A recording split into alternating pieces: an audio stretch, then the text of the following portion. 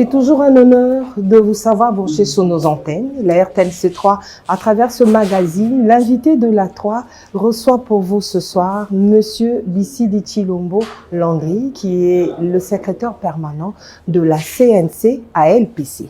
Nous allons nous entretenir sur deux volets. Il a assisté à la 80e sommet de l'Assemblée générale des Nations unies à New York, qui s'est tenu le 22 au 29 septembre 2025. Et nous parlerons également de contrôle d'armes. Où nous en sommes avec le contrôle d'armes? Quelles sont les retombées de leur présence à cette grande rencontre qui s'est tenue à New York? Alors c'est pour tout à l'heure. Mais pour l'heure, madame, monsieur, je le dis tantôt, nous allons le découvrir, connaître qui il est, ce secrétaire permanent de la CNC, qui est tout simplement monsieur Bissidi Tshilombo, à travers ce portrait que nous allons suivre tout à l'heure. Landry Bissidi Tshilombo, le gardien discret de la traçabilité des armes en République démocratique du Congo.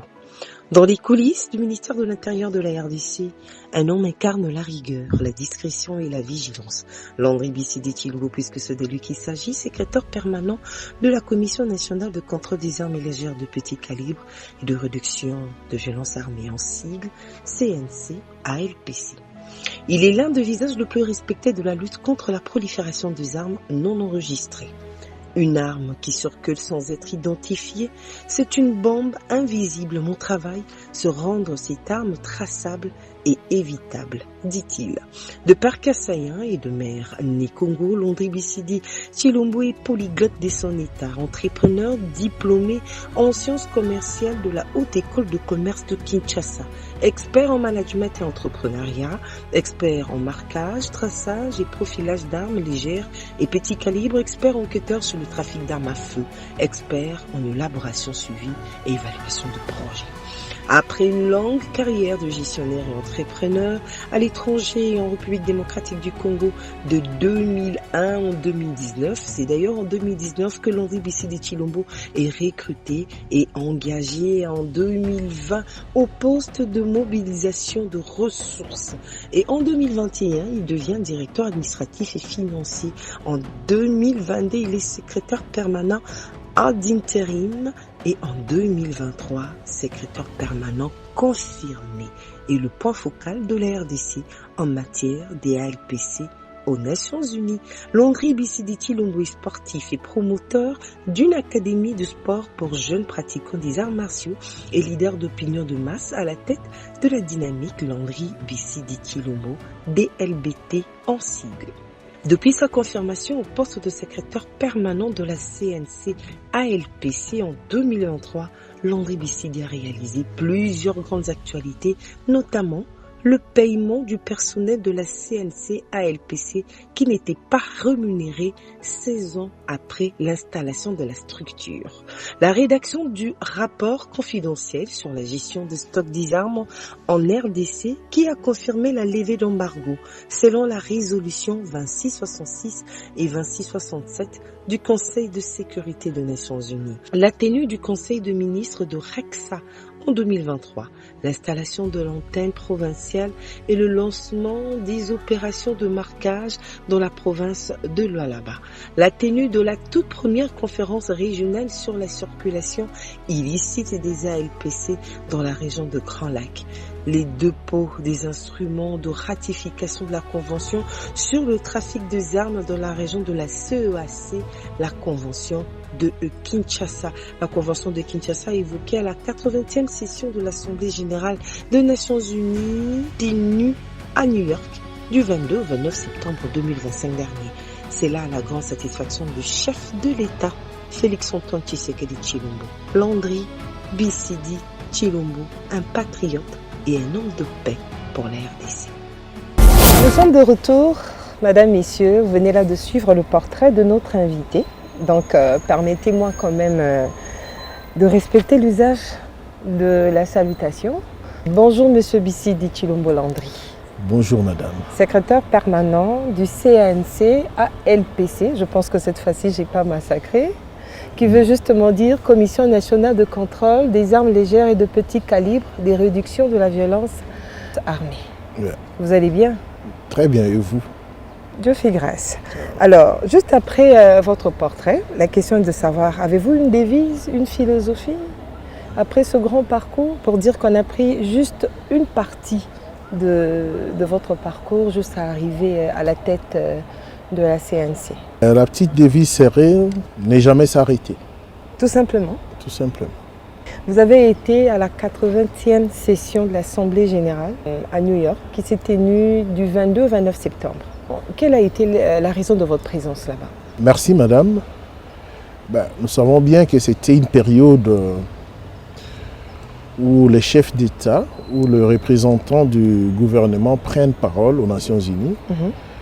Et si nous, et moi personnellement, j'étais de la partie parce qu'en marge de cette session, la RDC devrait déposer les instruments de ratification de la Convention de Kinshasa.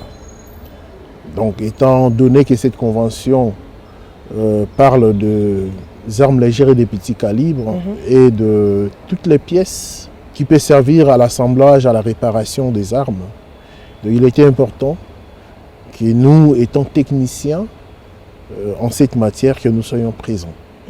Donc voilà la raison simple de notre présence en cette période. Quelle en est le retombé? La RDC a finalement déposé ses instruments de rectification à travers la ministre d'État, ministre des Affaires étrangères. Et voilà, comme cela devait se faire, auprès du secrétaire général des Nations Unies. Donc nous pouvons dire désormais que la République démocratique du Congo fait partie de cette convention, devient étant membre. Ça se passe comment? Vous avez déposé et quelle est la suite? La suite, c'est la mise en œuvre. D'accord. La mise en œuvre, conformément à ces écrits, une fois déposé, donc vous devenez automatiquement étant membre 30 jours après. Donc cela veut dire que nous, la RDC, cette convention entrera en vigueur dans notre pays à partir du 25 octobre 2025, parce que ça a été déposé le 25 septembre. D'accord. Voilà.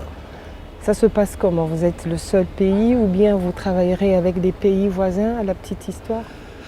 Non, c'est une convention qui englobe les 11 pays de la communauté économique des États d'Afrique centrale.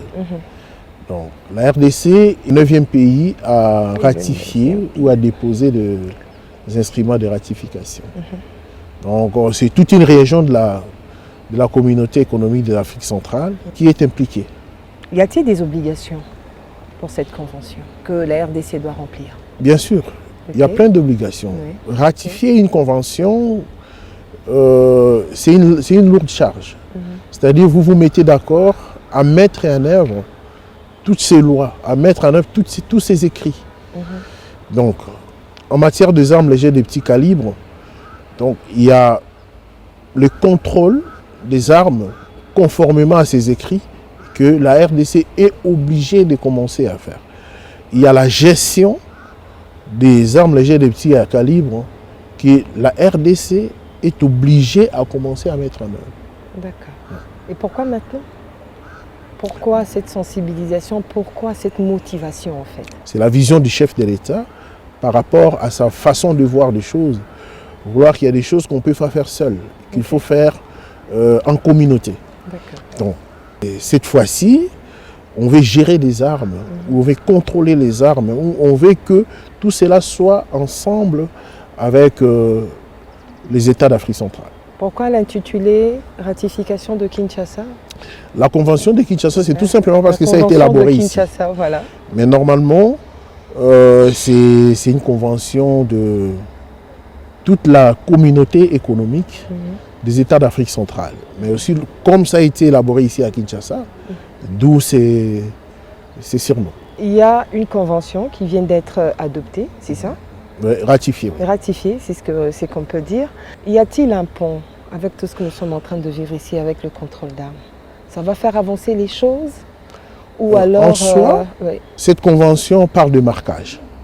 Cette convention parle de traçabilité. Or, la RDC est déjà très avancée par rapport à cette mise en œuvre. En réalité, il ne manquait que la ratification.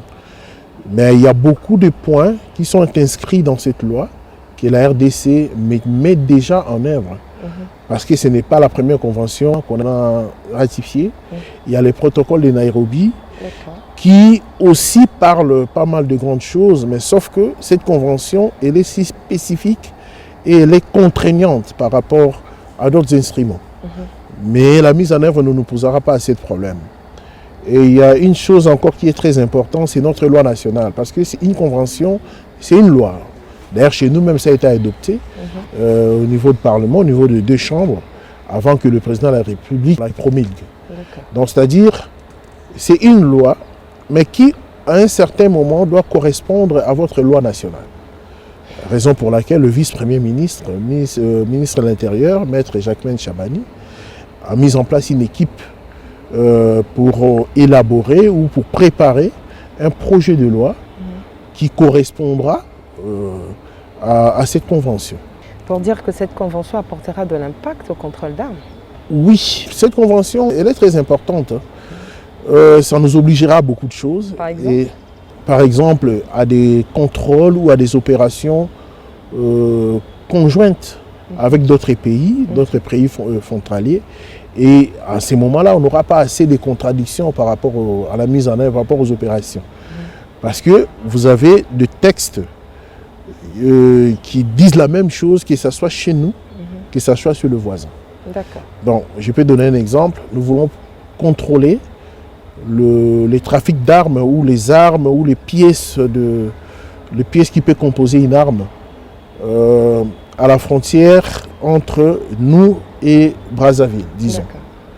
Et à partir de cette convention, nous n'aurons pas de contradictions. Parce que ce qu'ils peuvent faire là, nous aussi pouvons le faire. C'est-à-dire on peut le faire conjointement, sans contradiction, et puis voilà. Le contrôle d'armes continue à Kinshasa? Oui, sur toute l'étendue de la République. Sur toute l'étendue de la République. Vous pouvez citer les antennes que vous avez ici en RDC, à part Kinshasa? Les antennes de la Commission nationale, nous avons, à part Kinshasa, nous avons Congo central, nous avons Nord et Sud Kivu, nous avons Ituri, nous avons Lualaba, nous avons Okatanga, nous avons Équateur, nous avons Tchopo. D'accord. Donc, à part Kinshasa, en fait, nous avons 8 antennes provinciales. Les braquages continuent. La criminalité est accentuée, pas seulement dans la capitale, même à l'intérieur du pays. Vous pouvez dire qu'aujourd'hui, vu les contrôles que vous êtes en train d'opérer, il y a évolution. On peut bien espérer qu'un bon matin, on mettra fin à cela? Oui. Mettre fin, peut-être pas, mais réduire sensiblement, oui.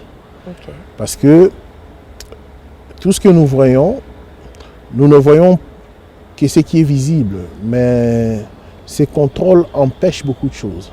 C'est-à-dire, s'il n'y avait pas les contrôles, si la police ne travaillait pas, si la CNC ne travaillait pas, si les FRDC ne travaillaient pas, ce que nous voyons là, ça pourrait être pire.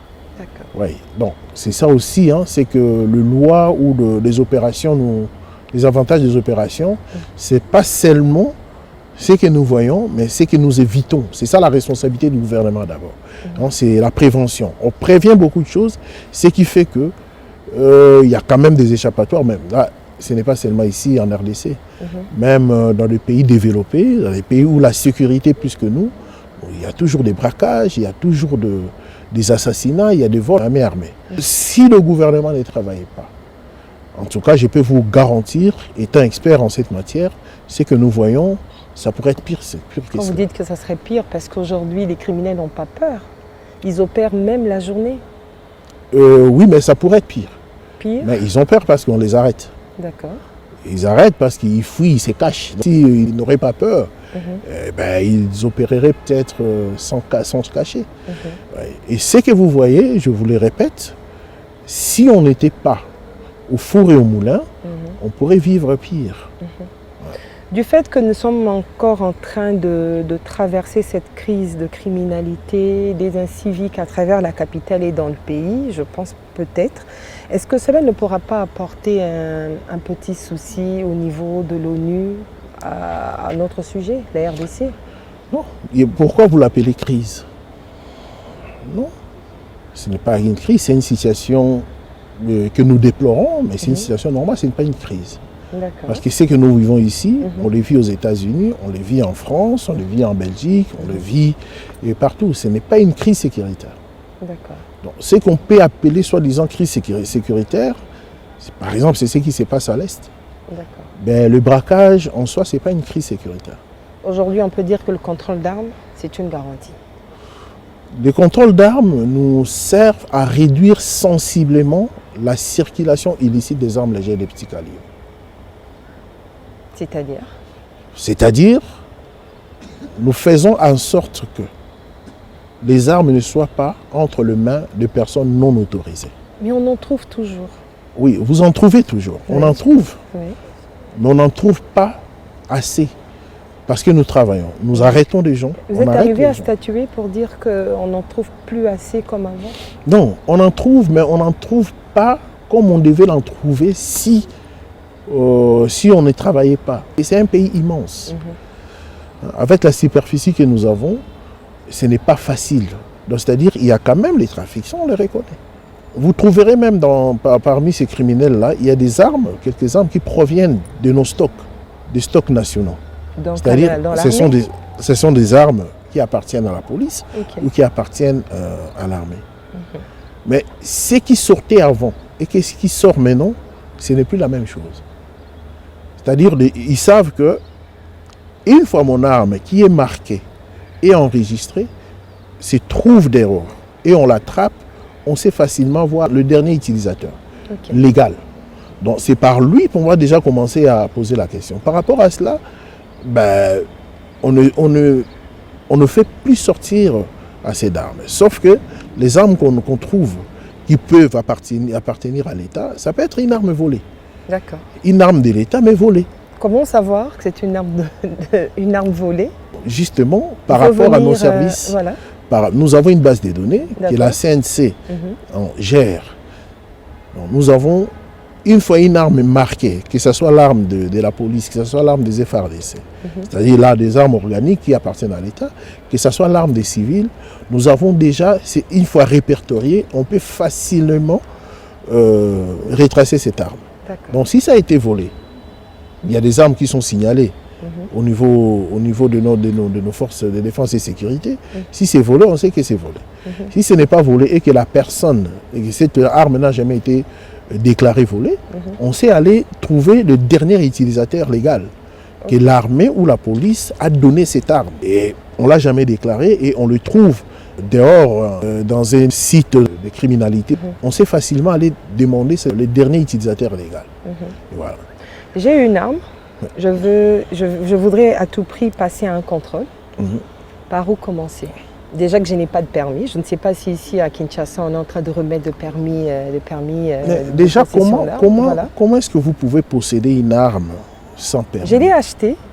Déjà, est-ce qu'il y a des permis ici en RDC? Est-ce qu'on sait remettre des gens des permis qui possèdent des armes? Madame, on parle des armes. Les armes, ce n'est... Déjà, pour conduire une voiture, il faut avoir un permis. Absolument. Et détenir une arme, ce qui est beaucoup plus dangereux, sans permis, c'est un délit. C'est un délit. On ne peut pas détenir une arme. On ne peut pas acheter l'arme n'importe où. Et je vous signale d'ailleurs qu'ici en RDC, on ne vend pas légalement d'armes. Il n'y a pas un lieu, il n'y a pas un magasin, il n'y a pas une structure qui vend légalement les armes en RDC. Il n'y a pas.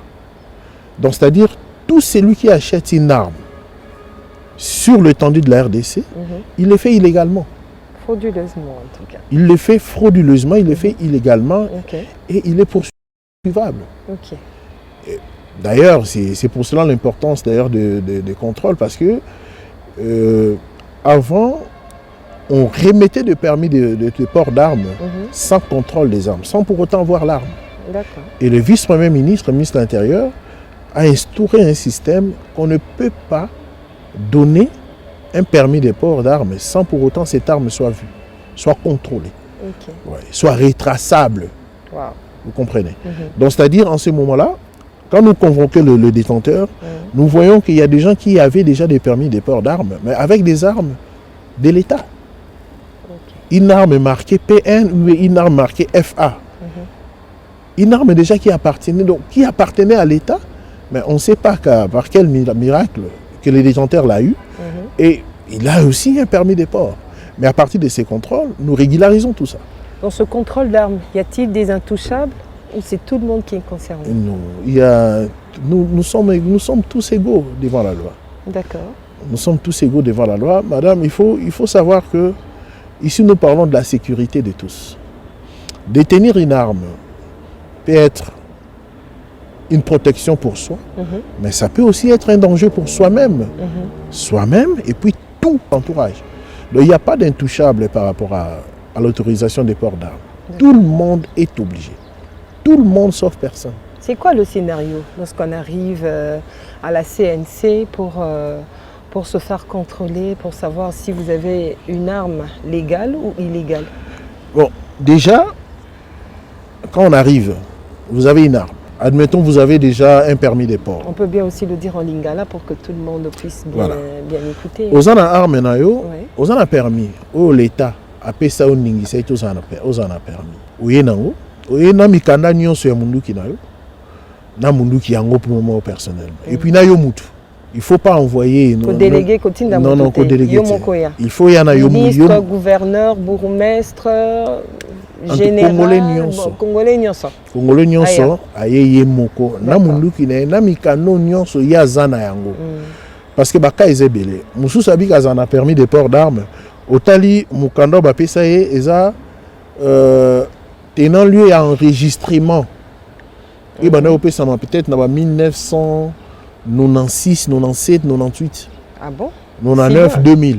OK. Maintenant ezaki tellement mindu que tambolaka serimo bandoko yaka ont enregistré. OK. Il y a moni qui a permis de port azotambola. Or lelo eza sundengo na te. Donc yo yena mukando yo biko zana. Biso no to yebiso ke mukando e sécurité. So mutaza na permis te to bandisiko ko aider ndenge nini azwa permis nae. Bokanga été. Te tozo kanga te. D'accord. Tozo kanga te. Mais ceux qui mutaye na munduki. O eza déjà marqué que ça est l'État. Munduki ande tozong sango soute. Ah bon?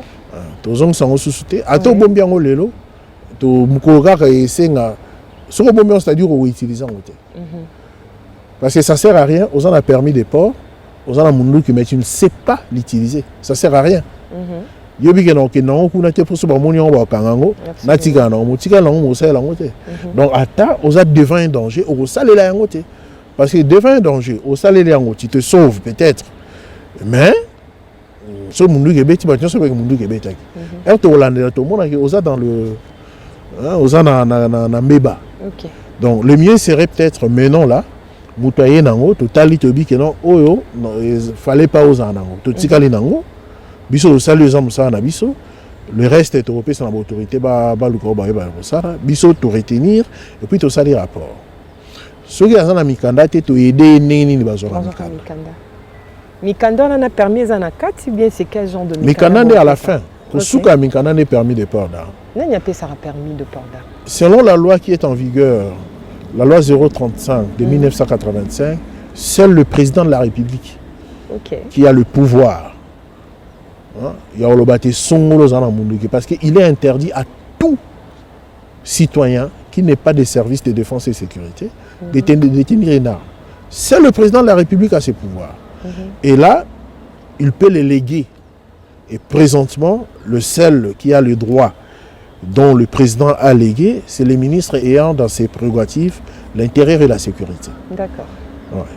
Parce que même à l'intérieur, là, j'insiste parce que j'ai vu beaucoup de ports d'armes, surtout provenant de l'intérieur du pays, qu'un administrateur du territoire signe. OK. Qu'un agent de l'État, parce qu'il est le ministère de l'Intérieur, il signe un permis de port d'armes. Non. C'est pas ses prérogatives. Non, non. La seule personne ou la seule autorité habilitée à permettre à quelqu'un de signer un permis de port d'armes, c'est le ministre ayant l'intérieur et la sécurité dans ses prérogatives. Donc toute autre personne ne peut pas signer un permis de port d'armes, sauf le permis de port d'armes provisoire ou temporaire. Ça existe, ce document qui existe, oui, qui est signé par le secrétaire général à l'intérieur.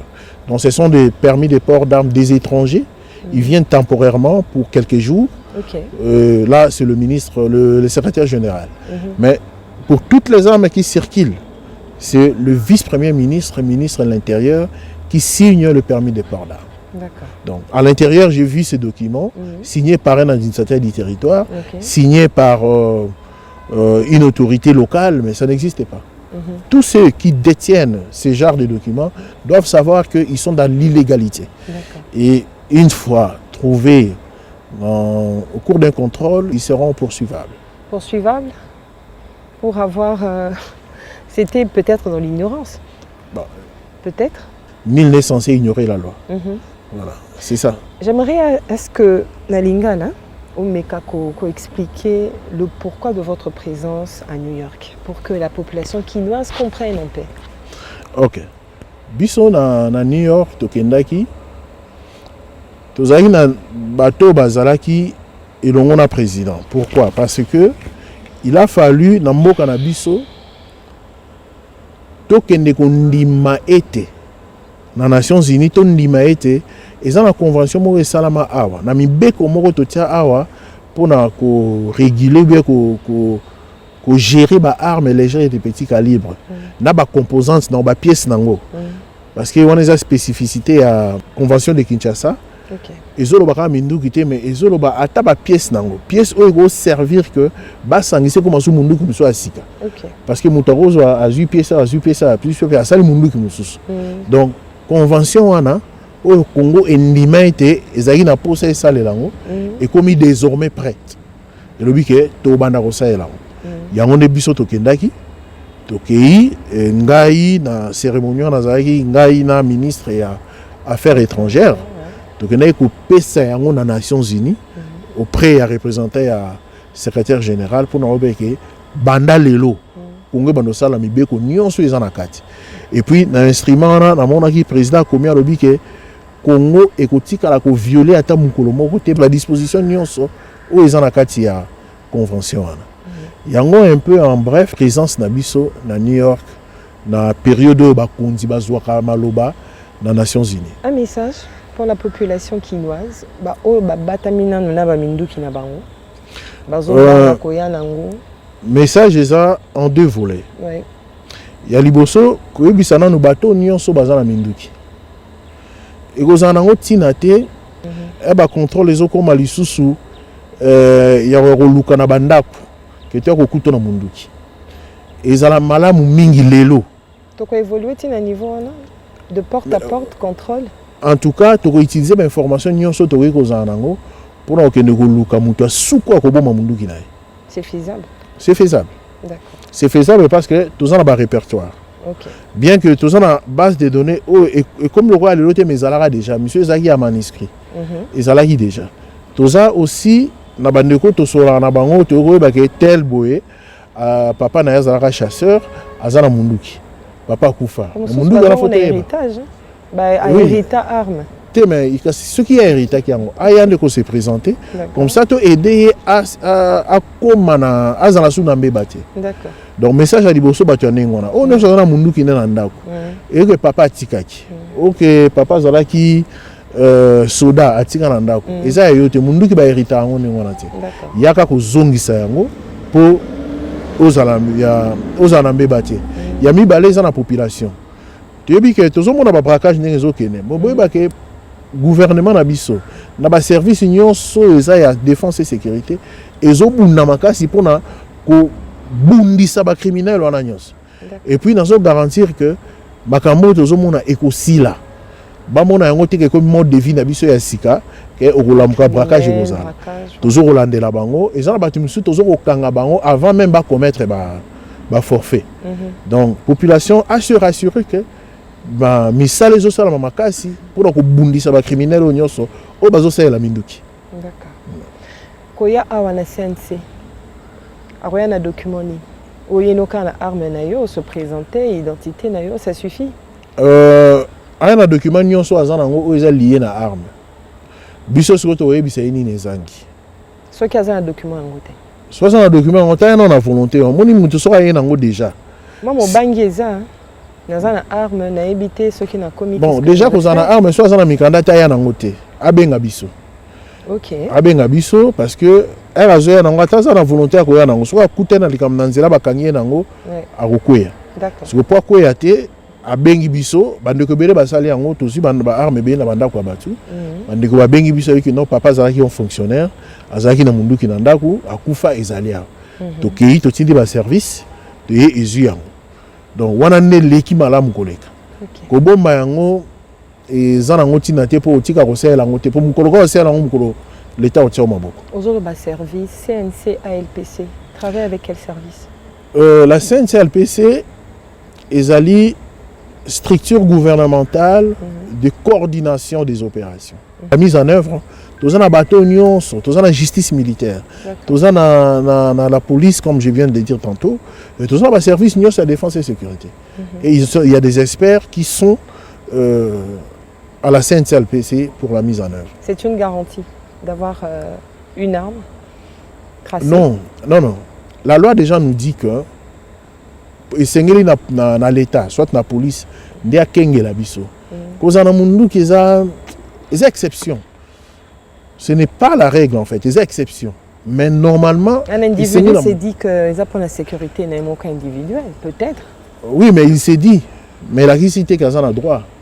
Donc, ils ont continuer parce que non, yo sengeli par rapport il y a lettre à motivation aussi, total PKG judiciaire, total IP santé mentale na aussi ça va ou pas. Tali ceux qui peuvent nous sengeli nango parce que batunyo sauté basenga ande topé ça. D'accord. Même si peut topi milieu. Et puis et là on est au bon baptisé mode d'acquisition. OK. Oui, au niveau za nango moziango wapi. Or il y a une seule façon. Il y a ko acquérir munduki. Ezaka moko. Eza importation.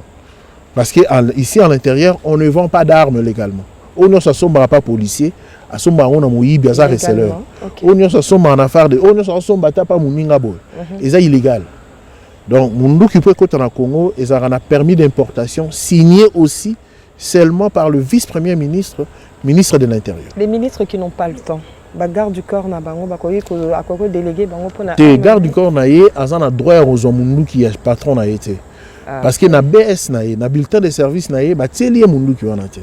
Ce n'est pas parce que ça na tenu de commune droit au mundu qui nyoso non. Mundu qui soda mais par exemple mundu qui o ba tieli na BS na. Donc garde de corps na o soka yeli biso mundu qui et ça a été. Kotinda avocat na yo te yelo mundu qui parce que azali détenteur légal. Et Sengeli n'a été pas un problème. Donc, on a eu tous ces cas ici. Mais on a réprimandé, on a quand même et ce qui a été fait en ce moment-là a été fait. Pour dire que les services à l'État, ce n'est pas parce que nous avons un bon ébélé, aux yeux avocats, nous avons PC que nous avons contrôlé, nous avons des choses à tous les team que le détenteur est mort. Ah ouais. À ce point. Mais l'État va s'arranger. D'accord. Et ça fonctionne à yoté. Ils ont payé ça ma casse à l'école à l'État. Non. L'État a l'école et a battu sur un amboko. Voilà. Monsieur Bissidi Tshilombo Landry, c'était un plaisir de partager ce moment avec vous. Je rappelle à nos téléspectateurs et auditeurs que vous êtes le secrétaire permanent de la CNC ALPC. Alors, très rapidement, le prochain tournoi, bien le prochain rendez-vous, qu'est-ce que vous allez encore nous rapporter? Nous travaillons tous les jours. D'accord. Nous travaillons tous les jours. Là, on est en train d'harmoniser ou de proposer un projet de loi qui régit les armes légères et des petits calibres ici en RDC. Et là, on est en train de se préparer pour la deuxième conférence régionale. Et la première s'est passée à Goma l'année passée. Et cette fois-ci, ça sera à Tchopo. Ok. Parce que, conformément à la vision du chef de l'État, il faut travailler beaucoup plus en synergie avec d'autres États. Parce que pour mieux sécuriser la RDC, il faut avoir cette vision de vouloir sécuriser la région. Okay. Donc ce sont là les prochaines opérations et les contrôles qui continuent. Okay. Voilà. Le contrôle, c'est seulement à Kinshasa? Non, c'est sur toute l'étendue de la République. C'est ça votre mot de la fin? Puisqu'on a fini. On a fini, merci. Merci beaucoup pour cet entretien. Je dis merci à Simplice Onoya, merci à Christian Gonkole, Merci à la présence de René Impoir. Merci à Mami Chibwabwa. Merci également à notre coordonnateur, Blaise Bukokia Sanda. À la prochaine fois.